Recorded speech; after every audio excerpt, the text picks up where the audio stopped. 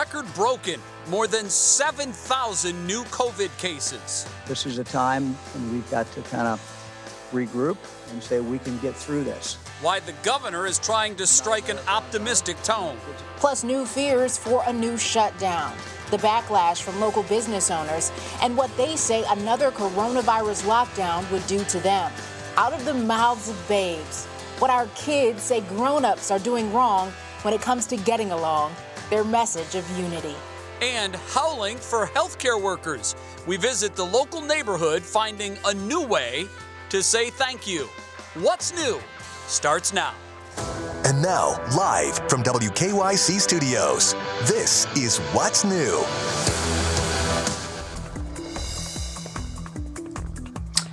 Another dire day for coronavirus cases here in Ohio. Today, the state reported a new record, 7,101 cases. A new daily record, of course, is something we've been saying a whole lot lately, as the 21-day average now tops 4,000 cases per day. But for some perspective here, it's been 10 days since we've had a daily case total below 4,000.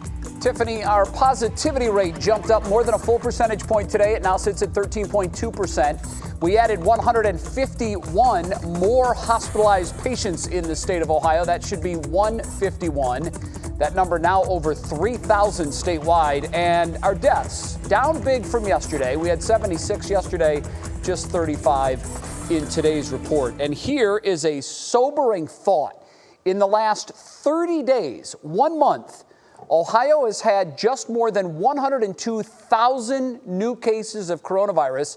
Tiffany, that's enough people to fill both First Energy Stadium and Progressive Field to capacity. And with that, we say hello again, and thanks for choosing What's New. Along with Tiffany Tarpley, who's in for Betsy Kling, I'm Jay Crawford. Yeah, Jay, definitely an eye-opening perspective there that you just gave us. But of course, this is something none of us wanted to hear, but we have a lot to get to today.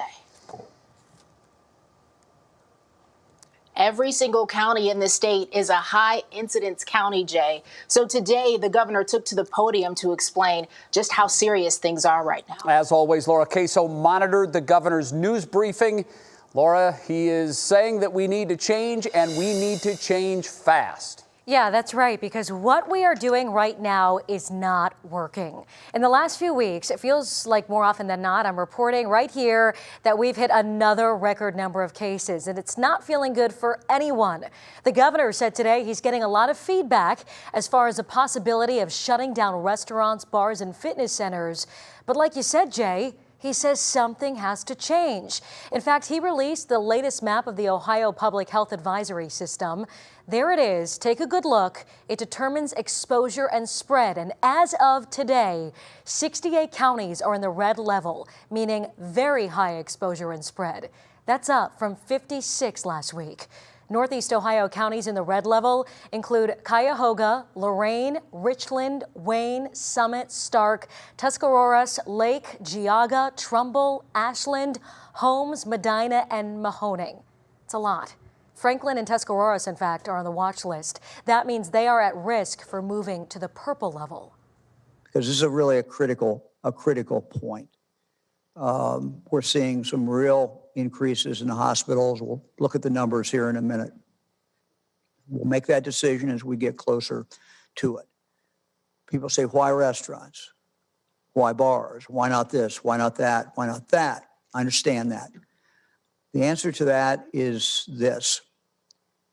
It's winter, late fall, getting colder, not a bad day today, but people are obviously moving inside.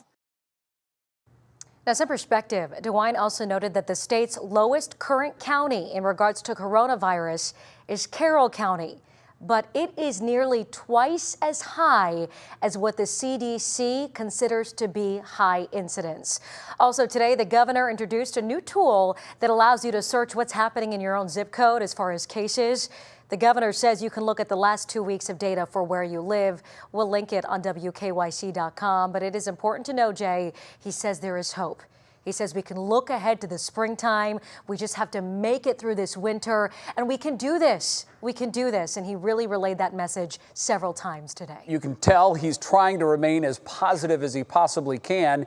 He said yesterday that he will revisit in 1 week and a day, which would be a week from today, whether or not to close down again restaurants, bars, and perhaps fitness centers. So we'll be watching the numbers closely over the next 7 days and see where the trend takes us. Laura, thank you so much. We'll see you at 6 for What Matters Most. Sure.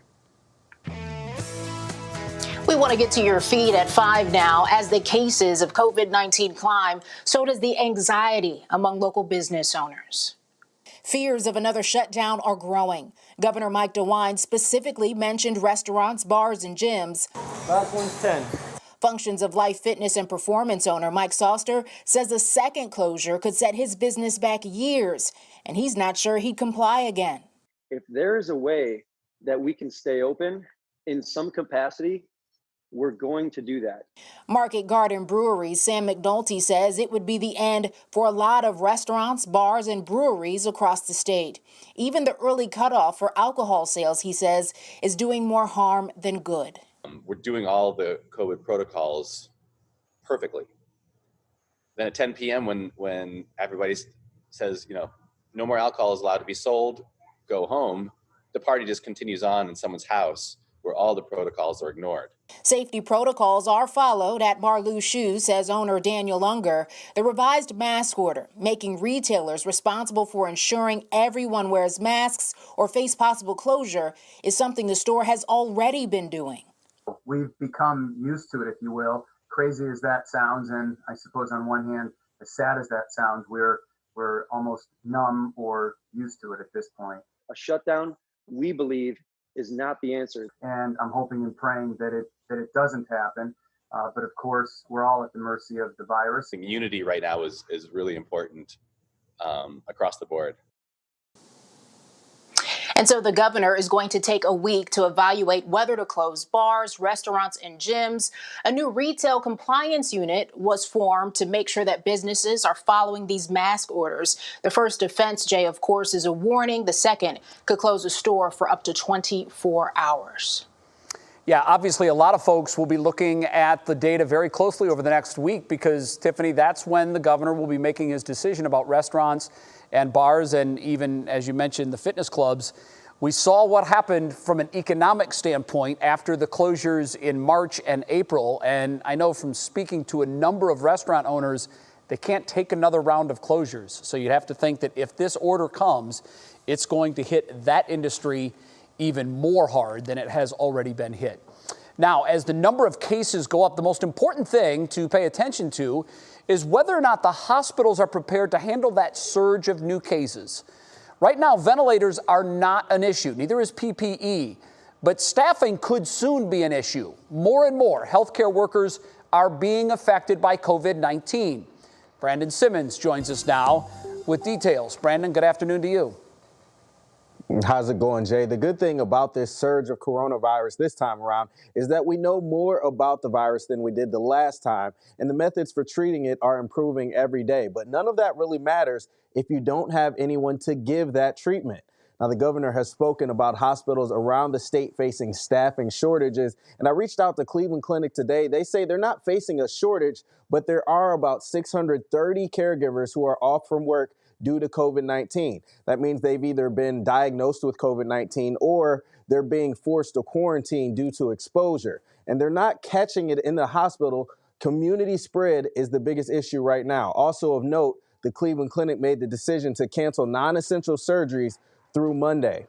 Now, also, as we head south to Canton Mercy Medical Center, the latest hospital to temporarily stop all visitation until further notice. That's due to the coronavirus surge. The exceptions, maternity and surgery patients will be allowed one visitor. And actually, we just got word another hospital, Suma Health, also stopping visitors starting tomorrow. Both Cleveland Clinic and University hospitals have restricted visitation, but have not completely stopped it at this point. Now, coming up at 6 on What Matters Most, we'll hear from a nurse on the front lines who has had COVID-19 and continues to work in the COVID unit at a local hospital. She says things are getting serious, especially as more healthcare workers are directly affected by COVID-19. And Jay, of course, all of these things matter to all all of us, because Governor Mike DeWine has said before he makes any decision, the first thing he does is talk to hospitals and ask how bad the situation is. So this is letting you know what's going on inside of our local hospitals. All right, Brandon, thanks you very much. We look forward to that report at 6 o'clock. All right now it is 8 minutes past the top of the hour. Time to get a check of some of the other headlines in the news. And we check in now with Russ Mitchell. Hi, Russ. Hey, Tiffany. Hey, Jay. Good afternoon, everybody. In North Dakota, hospital staffing shortages are so severe, the state made the controversial call to allow healthcare workers who have tested positive for COVID-19 but are not showing symptoms to continue to work in COVID units. And Texas became the first state to reach more than 1 million cases, with California not far behind. In El Paso, refrigerated trucks have been brought in to serve as temporary morgues, with the county morgue at capacity. In the meantime, another member of President Trump's inner circle has tested positive for COVID-19. Today, his campaign manager, Corey Lewandowski, said he has tested positive. He was one of several who attended the president's election night party who have since tested positive. Lewandowski says he feels fine.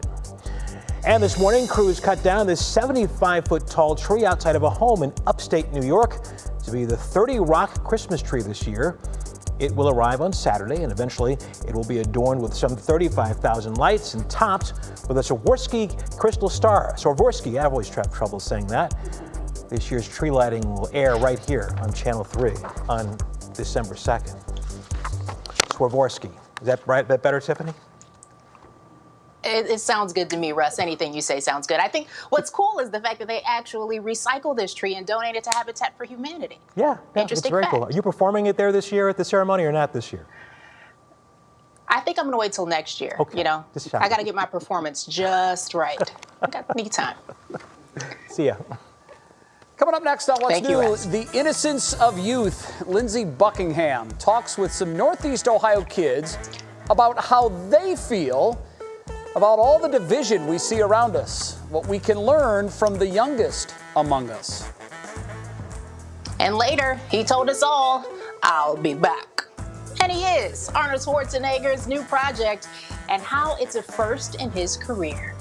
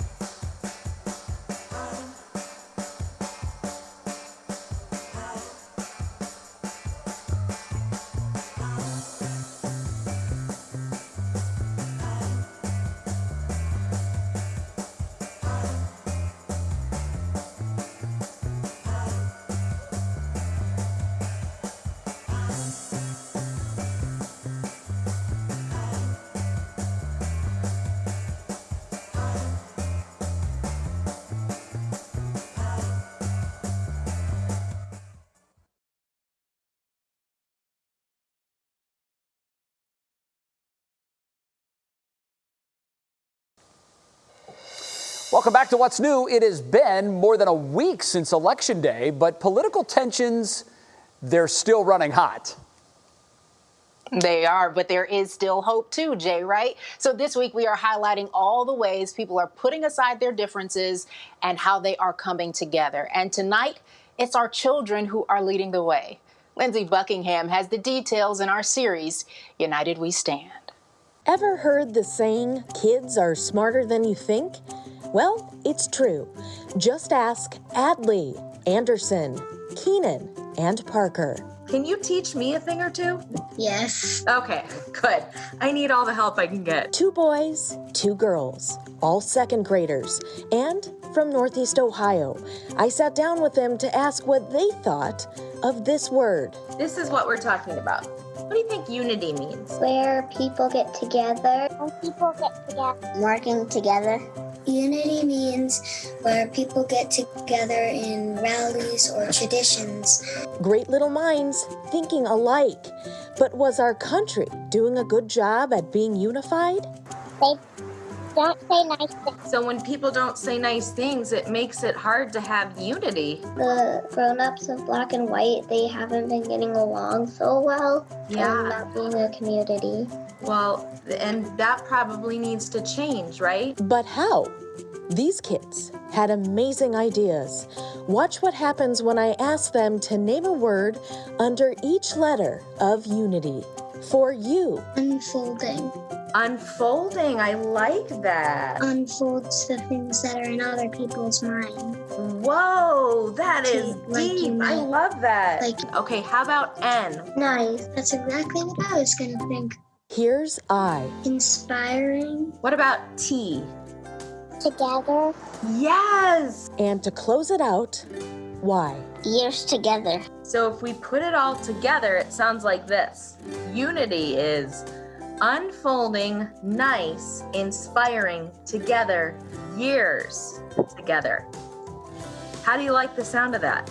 That's pretty cool. You all did that. These kids were open, honest, and stunningly kind. Now, some final advice.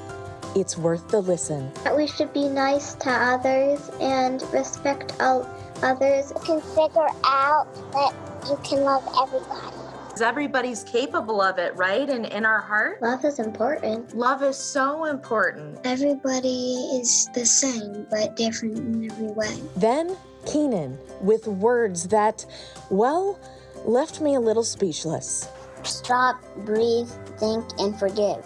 Do you know what I think? I think if our country were run by wonderful, amazing kids like you, we'd be in a much better spot. Thank you so much, you guys. You are truly so special. I really, really appreciate you having this conversation with me. Thank you, everybody. You're awesome.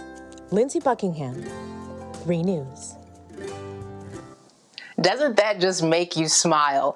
Well, we are going to share more of these moments of togetherness as our United We Stand series continues. It continues tonight at 11 on What's Next and tomorrow morning on Go Jay. These are our future leaders, and I feel confident, right, after watching that. Thank goodness they are our future leaders, because you're right. So right. Literally in that moment, as he's reading, stop, breathe, think, and forgive. Think how deep and profound that is, and from the mouths of babes. One other thing. Wisdom, I like to define, is the willingness to change your mind. Think how difficult it is for adults to change their minds. And now think how easy it is for children to change their minds. Yeah. Maybe we all need to revert back to when we were kids. They're on the right path. They are on the right path, clearly. Yeah, they're already on the right path. They're getting raised right. You can definitely tell. Man, gives me hope for the future. Great story, Lindsey. Thank you. And on that note, we're going to bring in Matt Wintz to tell us about the weather. And Matt, your weather word today is horizon. I think we have a bright horizon. I don't know if we do in the weather world, but I think in our world we live in, after hearing that piece, we have a pretty bright horizon. Yeah. I totally agree. Sunny, right? And I am so thankful, Jay and Tiffany. Yeah, we had the sunshine today. I just want to say I'm glad we didn't feature my kids because they were fighting over a toy earlier. So, this gives me faith in America's future here across the area. But yeah, Tiffany, you're right. We had the sunshine today. We've got more sunshine in store tomorrow as well. In fact, there's quite a bit of sunshine in the forecast. We've just got some little blips here and there that are going to turn a little bit different than the sunny day that we had today. But tonight, it's going to be an outdoor heater kind of night. We're in the 40s. We'll fall back into the 30s tonight for any of your outdoor dining, social distancing plans that you have. You can see overnight tonight, mainly clear skies. We do bring in some clouds towards daybreak. But look at the wind direction. You can see we start with that northeast wind, but there you go, switching around to the south and then south-southwest. That ought to put a damper on our temperatures in terms of preventing them from falling much further. In fact, I think we're going to start to warm up towards daybreak. It's all about wind direction this time of year. So we've got a northeast breeze right now. It's fairly light. We've got high pressure just off towards our north, but you can see how it shifts around back towards Chicago. There's a frontal boundary there. This is a very weak front, but it is kicking off some showers. A lot of that not reaching the ground out towards the west. And yeah, there's some snow up towards Wisconsin. This is going to be our Friday weather player. You can see the big picture. You've got lots of rain. This is the remnants of what was Tropical Storm Ada out towards the east coast. They've had lots of flooding out towards the Carolinas. But our next weather system will really move in here Sunday. This is going to be our weekend rain. We've got just that little system to deal with tomorrow, and then all eyes turn to Sunday. So let's take you locally, National Design Barn hour-by-hour forecast. So you can see overnight tonight, we're falling back into the 30s. It will be a chilly night. Some of those high clouds working in. There goes that system. It'll kick up the breeze tomorrow evening. Things should start gusting around 20, 25 miles per hour, and that temperature is going to drop. We'll hit 50 during the daytime, and then by evening, we're back into the 40s. Perhaps kicking off a stray shower or two. Most of us will be dry from this, and that'll set up a very cold Friday night as we go on into your Friday night plans on into Saturday morning. It's going to be pretty chilly around here. Lake effect cloudiness to start our Saturday. Otherwise, we'll see sunshine. The horizon will look nice. We should have nice visibility with that fresh air working in here as well. I almost forgot what the word of the day was. I had to really think in the middle of the forecast here, but you can see as we go on into your Saturday afternoon, we're still dry.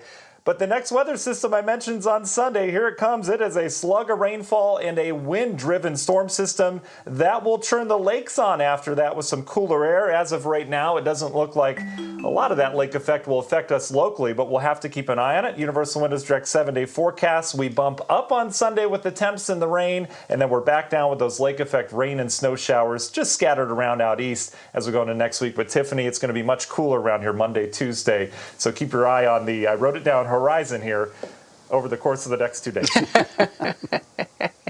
All right. Thank you, Matt. Well, coming up next, Hulu's new Christmas movie is lighting up the internet. Why it's generating so much buzz. And how would you like to own this beauty? Just take a look at that. How much this ultra rare pink diamond would set you back.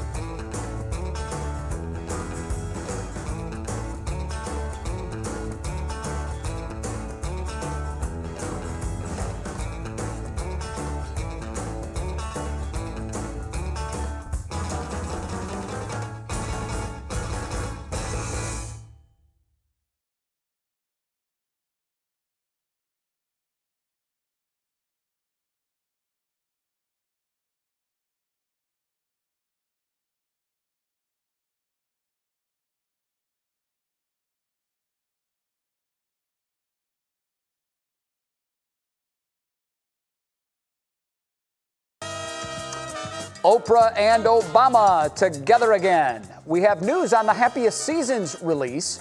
And finally, the return of Arnold Schwarzenegger. Kira Cotton has all the details in your Daily Pop Break.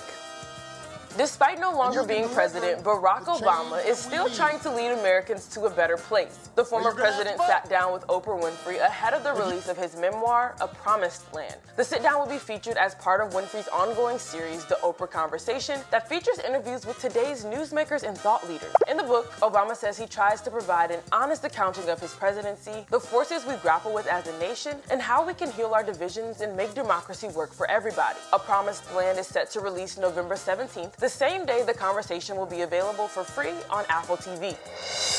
Do you know how painful it's been to watch the person that I love hide me? I am not hiding you. I am hiding me. The trailer for Happiest Season, Hulu's LGBTQ holiday romantic comedy, has officially been released. The movie follows two main characters played by Kristen Stewart and Mackenzie Davis as they navigate the next step in their relationship, family perception, and more during the holidays. The cast also includes big names like Victor Garber, Allison Brie, and Aubrey Plaza. Happiest Season will be available to stream on November 25th.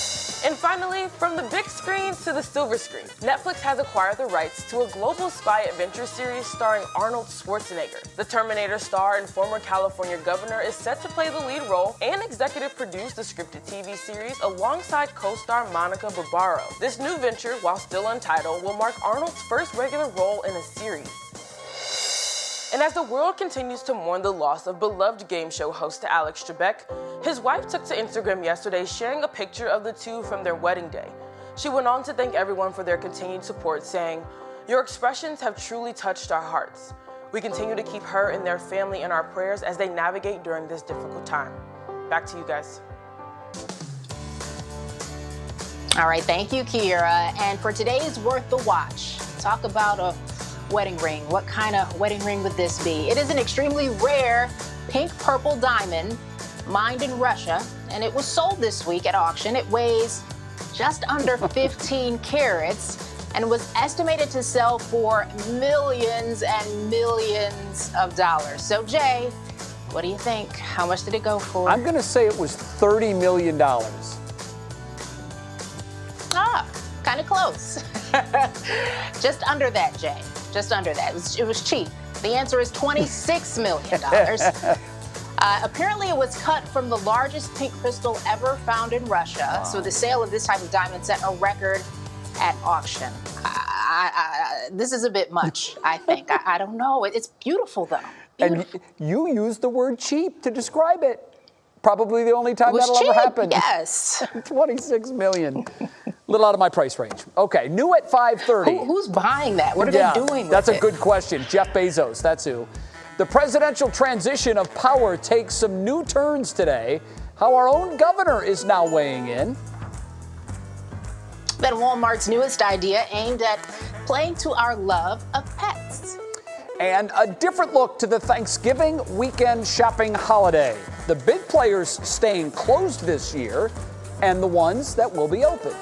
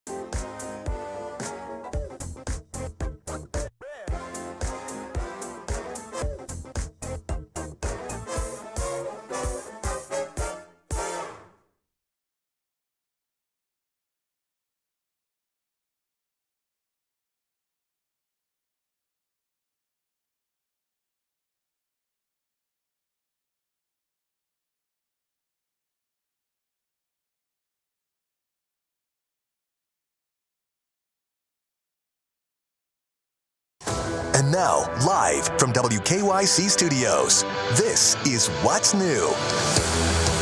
And welcome back to What's New at 5:30. I'm Jay Crawford alongside Tiffany Tarpley. And Tiffany, Ohio Governor Mike DeWine making headlines once again today. Yeah, you may have seen it. Republicans are divided over whether to recognize Joe Biden as the president-elect. But Governor Mike DeWine weighed in with his opinion on CNN this morning. We need to consider the former vice president as the president-elect. Joe Biden is the president-elect. The White House has the president and his campaign has every right to go into court. I think the most important thing is that we come together as a country. You know, we have a common enemy, and it's not Republicans, it's not Democrats. Our common enemy is this virus. And so the transition of power in Washington, it remains a major talker here, of course, Jay, and around the country. And pressure continues to mount for the Trump administration to help with the transition, while the president has not yet conceded the race. NBC's Alice Barr, live tonight from Washington, D.C. Hello, Alice. Good evening. Yeah, so far, party leadership really is standing behind President Trump. But there is a shift that we can see in one specific area. Now, at least a dozen GOP senators are saying that President-elect Biden should be receiving the classified intelligence briefings that would normally be happening by this point for an incoming president to be sure that he is ready to hit the ground running. On Capitol Hill, pressure is mounting for lawmakers to take a stand as President Trump is still refusing to concede to President-elect Joe Biden. It's most unfortunate that the Republicans have decided that they will not respect the will of the people. The election is over. It wasn't close. President Trump lost. So far, fewer Republican senators have congratulated the president-elect than leaders of foreign countries. But there are growing cracks within the party. Prominent Republican operative Karl Rove writing in the Wall Street Journal, this election result won't be overturned. Now, at least a dozen GOP senators are saying Biden should have access to classified intelligence briefings to prepare for the transition. If that's not occurring by Friday, I will step in as well and to be able to push him to say this needs to occur. The top Republican in the House citing Biden's own words that there's only one president at a time. He's not president right now.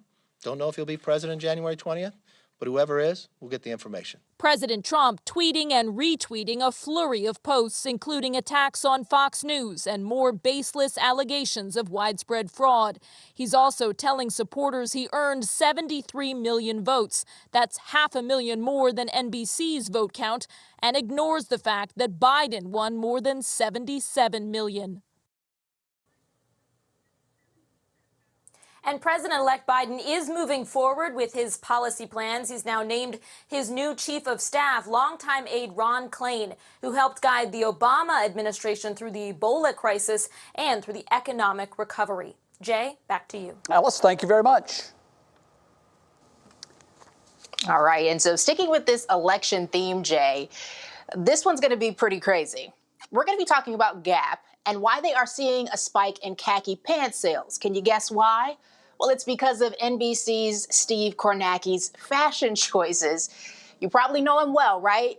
He's known as the guy on this big touchscreen, the map guy. If you watch any of the election coverage on MSNBC, you can't make this up, though, because apparently the Gap is publicly stating that Kornacki's khakis saw a 90% increase in sales in the days and nights after the election. You can't say that too much, I think, Jay. Kornacki's khakis, it's a tongue twister. You know, but $60, you can get yourself a pair. If they are Kornacki's khakis, I think he should get a cut. I mean, let's face it, he's driving the sales spike in this thing. You know what, Tiffany, this reminds me of about 5 years ago when Jim Harbaugh was hired as the coach at Michigan. All he wears is khakis, and the sales of khakis exploded, not just in Michigan, but nationwide. I think they're exploding for a reason. The sale of khakis is usually so low that when people remember, oh, the khakis are a thing, any bump is a big bump. because I don't see a whole lot of people wearing khakis these days. But Steve, you rock them, no question. All right, right now it is coming up on 5 minutes past the bottom of the hour. Time to check in with Russ Mitchell for other headlines at the top of the news. Hello again, Russ. Hello, Jay. Not sure I'm going to follow Kornacki's khakis, but we'll give it a shot. That's a tough one. It is. No real surprise here, but AAA is predicting Thanksgiving travel will be lighter this year.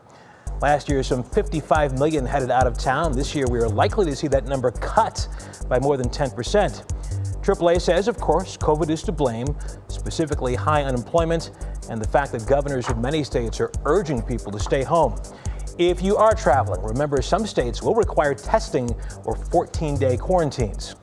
Some Northeast Ohioans are spreading Christmas cheer to our troops overseas. Today, they packed up trees at Gale House Tree Farms in Wayne County. This marks their 25th year of shipping out trees to troops. All the trees, the trimmings, and the boxes are donated. And in Augusta, Georgia today, the Spring Classic began in the middle of fall. The Masters was postponed last April. There was a rain delay this morning, but play resumed later. Paul Casey ended the day atop the leaderboard, hitting 7 under par. No fans are allowed this year. You like Tiger at all this year? I'm going to tell you, I do. Something on that in just a second. But how weird, by the way, seeing it played in the fall and no fans. But on that point, Russ, Tiger Woods was on fire today. He shot a 4 under par 68. So he's 3 strokes behind Paul Casey. Not a huge margin after one round.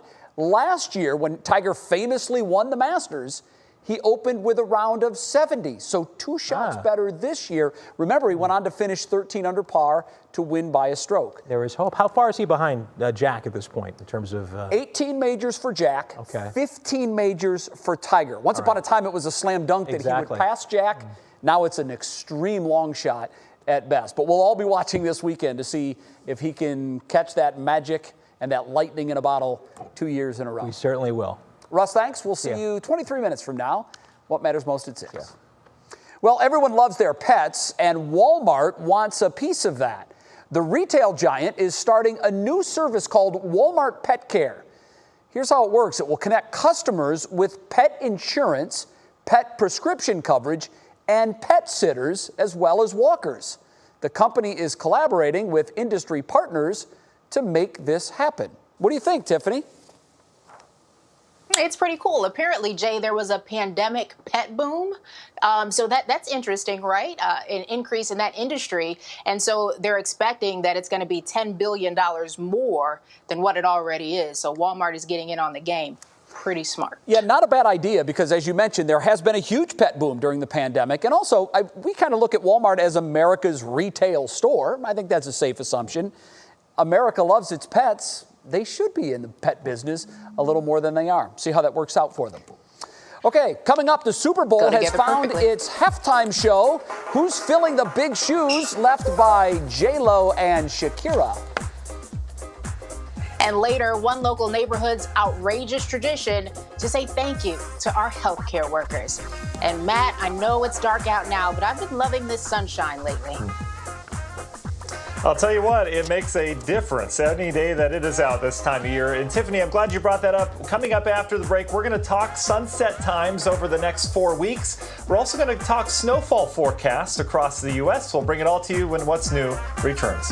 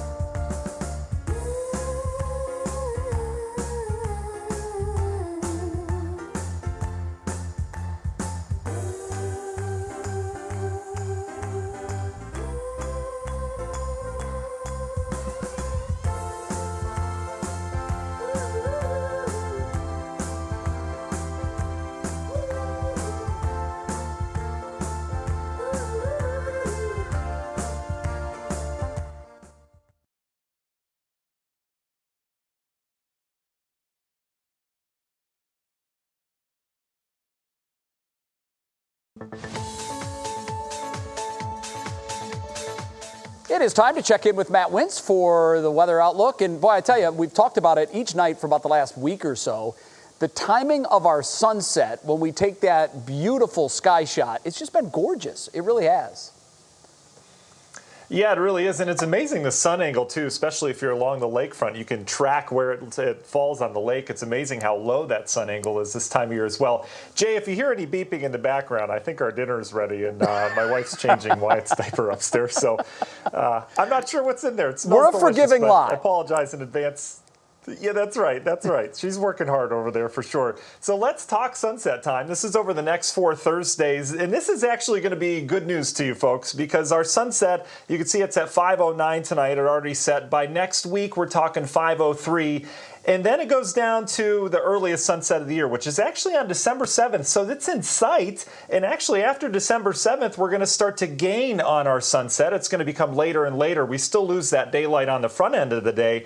But we're only a couple weeks out from our earliest sunset, so that is something to look forward to. It always seems like this time of year is so long, but really when you view it that way, we've only got a couple more weeks of these earlier evenings around here, although it takes a little while to gain it back for sure. It's going to be chilly tonight. We're back into the 40s, I think 30s inland. This is for greater Cleveland, a little bit warmer near the lake. We will have clear skies with increasing clouds. And in terms of cold air, we really haven't had any really cold air this year. Our average first day with high temperatures in the 30s was a couple days ago. So we have not had a 30-degree day yet. And so far, the coldest this year was November 2nd at 43. And I don't have any 30-degree days in the forecast either. So we're going to continue this rather mild streak. We've got a quick moving weather system off towards the west. The bigger picture, you can see much of the country is quiet until you get out towards the west. This system will zip across the country and form an area of low pressure and bring us some rain around here on Sunday. So let's take you hour by hour through your Northeast Ohio Friday. We'll start with some high clouds. Should be a nice looking sunrise tomorrow morning with those. You can see the wind out of the south and the west. It will be a chilly start.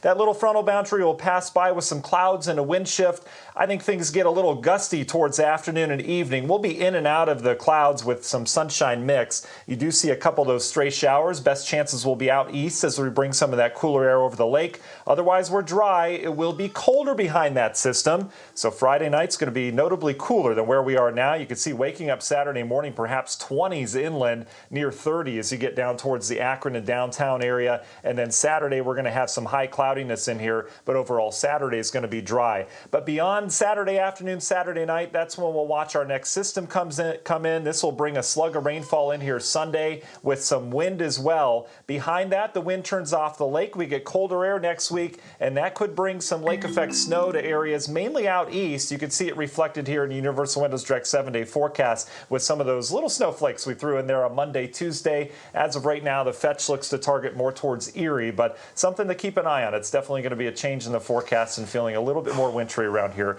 next Monday and Tuesday. Jay? Okay, Matt, I need you to take me back to school. You said December 7th will be our earliest sunset. I always learned in school that our shortest day of the year was December 21st, the first day of winter, and then the days started getting longer. Why is December 7th then our earliest sunset? That's our earliest sunset, but the sunrise continues to get later in the morning all the way through the end of December. It's kind of off based on Earth's curvature. It's interesting. Okay. Well, they didn't teach me that in school, but now I know, thanks to you. Me neither. All right, Matt. Thanks, man. We'll see you tomorrow. Tiffany? All right, well, let's see what is clicking in Cleveland right now. For that, we bring in our digital anchor, Stephanie Haney. Hi, Stephanie. Hi, Tiffany. We are starting off with some news about that Thanksgiving shopping weekend. We know the CDC recommends avoiding those big crowds, so some stores are adjusting their hours. Among the stores that were open on Thanksgiving Day in 2019, here are the ones that will be closed this year: Bed Bath & Beyond, Best Buy, Sears, Target, and here's a big one, Walmart, to name a few of them. Now, if you need to shop on Thanksgiving Day, a few options do include Bass Pro Shops in case you need to get any fishing gear on Thanksgiving Day, the Dollar Tree, Walgreens, Kmart, and Whole Foods. And most stores will be open the next day on Black Friday, so go to WKYC.com or check out our app for more on that. Now, the experts tell us that a lot of COVID spread is happening in the home, but the CDC says that doesn't have to happen. Here's how to avoid getting it if someone in your home tests positive. The CDC says that person should isolate immediately, stay in a separate bedroom, and use a separate bathroom if possible. Now, if that's not possible, the CDC says create as much air circulation as you can. That means open those windows as much as you can before it gets too cold, and everyone should wear masks as much as possible. For CDC tips on taking care of someone with COVID at home, go to WKYC.com. And congratulations are in order for three-time Grammy winner The Weeknd. The NFL, Rock Nation, and Pepsi announced today that he'll be the star of the Pepsi Super Bowl 55 halftime show. The Weeknd said he grew up watching the biggest stars in the Super Bowl, and he dreamed of having the chance to do that himself, and that he is absolutely humbled at the chance to do it and be at the center of that stage. Now, the Super Bowl is happening February 7th in Tampa Bay, Florida. Tiffany, who knows what the world will look like by then, but we do know that the Super Bowl halftime show is going to be phenomenal with The Weeknd headlining it. Yeah, it's just good to talk about things that we normally do this time. I mean, so many things have been canceled, so it's good to know, as of now, it is going on as planned. Thank you, Stephanie. Love for our frontline workers, the way one neighborhood is saying thanks, that's a howling good time. And the true gauntlet one woman went through to rescue an injured swan. This is an incredible story. And we'll have it for you in our Show Us Something Good when What's New comes back. Stay with us. Right now, it is time to raise a glass for the happiest of hours. That's because today is National Happy Hour Day. I didn't even know there was such a thing. So celebrate accordingly, please, and responsibly. With that being said, half-price cocktails and apps, otherwise known as happy hour, is not legal in every state in this country. Happy hour is banned in how many states? 8, 12, or 22? Think about it. The answer coming up.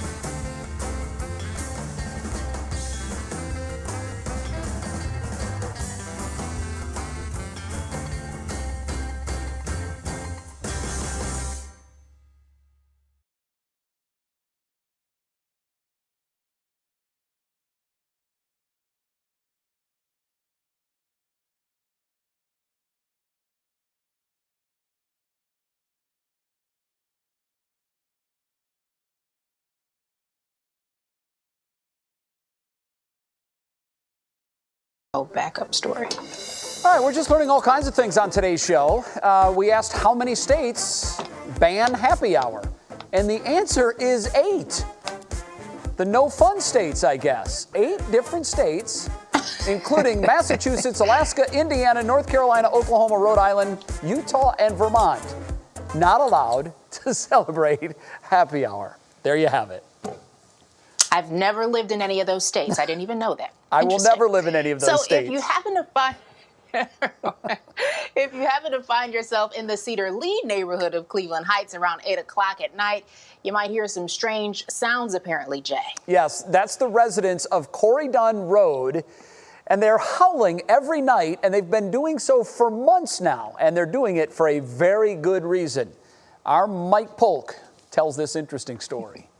It's easy to forget the early days of this pandemic when people emerged from their homes every night to bang pots and pans or sing opera as a gesture to show their support for healthcare workers. 8 months later, many of those tributes have naturally run their course. But one group of neighbors here in Cleveland Heights have maintained their own unique nightly ritual through it all. What is that ritual? Every night at 8 p.m., those of us who wish howl. You howl. We howl. This is Ted. He's a former healthcare worker himself, and one night he felt inspired to say thanks to those on the front lines. At this point, all we can do is wear masks, stay 6 feet apart, wash our hands. What else can we do? As a result, I started howling. Once Ted started howling, it did not take long for his neighbors to join the cause. I heard some noises. The next night I said, Ted, I'm with you. And then after that, it was the whole street. The first time I heard it, I'm like, this is so weird. But then I realized, why not? We are sitting in our own homes and doing not much. So this was a way to at least be out at the same time and looking at each other and howling. One reason wolves howl is to express their affection to other pack members and to stay connected. The howlers of Corydon Road seem like they can relate to that. Rebecca comes out much more regular than I do, but yeah, we try to make sure that somebody is represented, and Willow is always represented. We know Willow, save it. Do you happen to know if anyone on your street is working third shift? That is to say, is somebody like, oh, here we go again, like while they're just trying to go to bed, or no?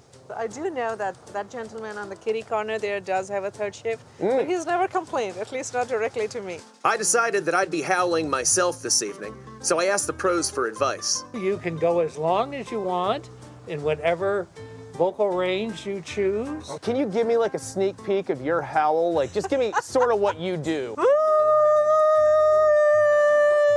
That was great. It's not 8 o'clock, everybody. She was practicing. Relax.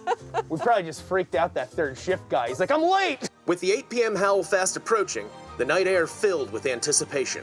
Frankly, I'm a little bit nervous. This is my first howl. And as the clock struck 8, the magic began. This is it.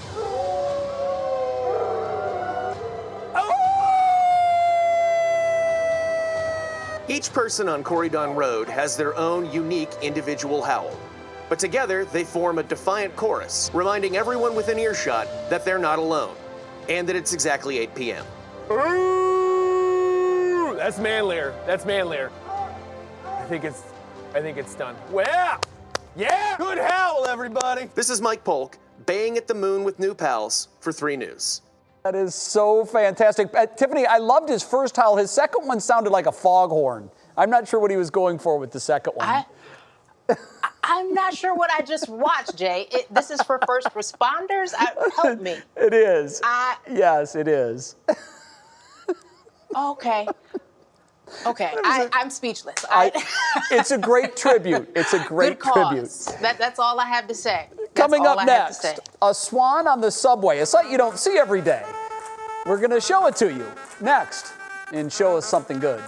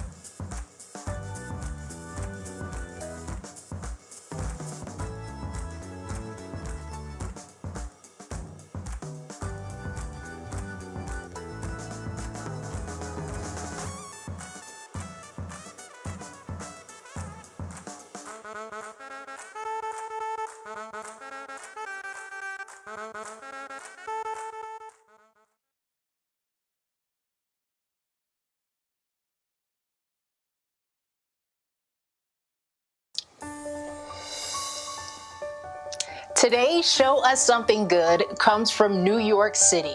Ariel Cordova Rojas noticed this swan on the side of a trail while biking the night before her 30th birthday.